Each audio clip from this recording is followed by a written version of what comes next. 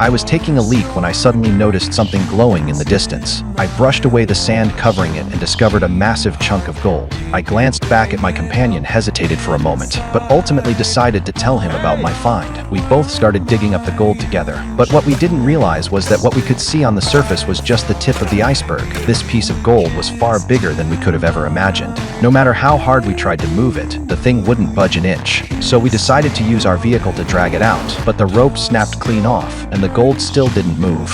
We kept digging with our shovels, but the sheer size of this gold was way beyond what we'd expected. James said that to dig out this gold, one of us would have to go get an excavator while the other stayed behind to guard it. That was the only way to make sure nothing happened to it. Without a second thought, I volunteered to stay and protect the gold while James went to find an excavator. James left me with half a barrel of water and a satellite phone, then headed out. I covered the gold back up with sand. Suddenly, fierce winds started whipping through the desert. I decided to look for some dead branches to build a shelter, and on the other side of a sand dune, I discovered the wreckage of a plane. I stripped parts off the wreckage and dragged them bit by bit back to where the gold was, using them to set up a makeshift camp. At dusk, James suddenly called me on the satellite phone. He told me his vehicle had broken down and it would take another 2 days before he could make it back. Nearly at my breaking point, I endured 2 days in that desert. To make matters worse, I accidentally knocked over the half barrel of water I had left. While searching for water, I spotted a figure in the distance walking toward me. I quickly hid inside the plane wreckage, but she found me anyway. This woman sensed I was hiding something and kept following me, determined to find out what. When we got back to camp, I was terrified she'd discover the gold. I warned her to leave immediately, but she guessed I was hiding something.